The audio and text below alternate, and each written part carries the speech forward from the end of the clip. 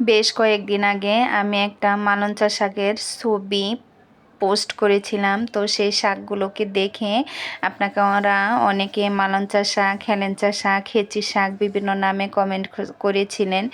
তো এক এক দেশে হচ্ছে এক এক শাককে এক একজন এক এক নামে চিনে থাকে। এই যে শাকটা উঠাচ্ছি, এই শাকটাকে আমরা হচ্ছে হেঁচি শাক বলি। আর মালঞ্চা শাক হচ্ছে আমরা অন্য একটা শাককে বলে থাকি এবং হেলেঞ্চা শাকও অন্য একটা শাককে বলে থাকি। আজকে আমি সব ধরনের শাক উঠিয়ে নিব। এই যে এখন শাকটা উঠিয়ে নিচ্ছি, এটা হচ্ছে মালঞ্চা শাক। এই মালঞ্চা শাকগুলো আমি হচ্ছে আমাদের যে কয়েকদিন আগে ডাটা বুনেছিল দেখাচ্ছিলাম, সেই ডাটা বুনেছিল যে ওই ডাটা ক্ষেতের কিনারে যে শাকগুলো জন্মেছে ওইখান থেকে উঠিয়ে নিচ্ছে, কারণ এই শাকগুলা একদম কচি। তো আমি হচ্ছে শাক উঠাতে খুবই পছন্দ করি এবং খুবই অল্প সময়ের মধ্যে শাক উঠিয়ে নিতে পারি। দেখা যায় অনেকে বলে থাকবে যে হচ্ছে এই জায়গায় শাক নেই, অল্প কয়েকটা শাক আছে, উঠাতে ভালো লাগে না।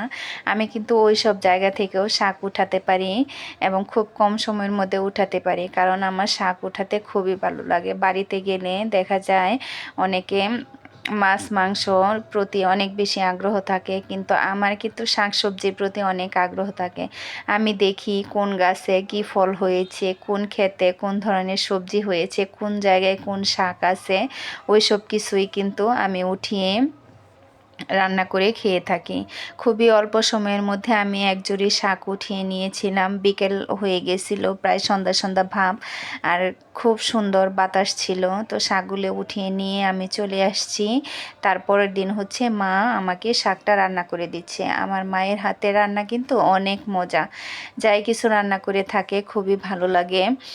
আর মা রান্না করলে আমি কিন্তু সবগুলো রান্নাই খেয়ে থাকি। মনে হয় যে ভাত কম খাবো, খাওয়া কমাতে হবে, এরকম চিন্তা ভাবনা করি, কিন্তু মায়ের হাতে রান্না মিস করতে চাই না বলে একটু বেশি খাওয়া হয়ে যায়। এই যে শাকটা প্রথমে হচ্ছে লবণ দিয়ে একটু কষিয়ে নিয়েছিল, তারপর একটু পানি দিয়ে দিয়েছিল সিদ্ধ হওয়ার জন্য। এরপর পানিটা যখন শুকিয়ে আসছে, তারপর কাঁচামরিচ দিয়ে কিছুক্ষণ নাড়াচাড়া করে সয়াবিন তেল দিয়ে এরপর আবার নাড়াচাড়া করে নেবে। আমার ভিডিওটা যদি ভালো লেগে থাকে তাহলে অবশ্যই লাইক কমেন্ট শেয়ার করে দিবেন এবং আমার পাশে থাকবেন। আপনাদের ভালোবাসায় কিন্তু আমি একটু একটু করে সামনের দিকে এগিয়ে যাচ্ছি। তারপর যখন হচ্ছে শাকটা আবার কিছুক্ষণ নাড়াচাড়া করার পরে একদম পুরোপুরি সিদ্ধ হয়ে যাবে, এরপর হচ্ছে লেবু পাতা দিয়ে শাকটাকে কিছুক্ষণ কষিয়ে নিবে। আমরা কিন্তু লেবু পাতা দিয়ে শাক রান্না করে খেয়ে থাকি। লেবু পাতার যে ফ্লেভারটা ওইটা শাকের সাথে যখন মিশে যায় তখন কিন্তু শাকটা খেতে খুবই ভালো লাগে। আর আমার তো আরও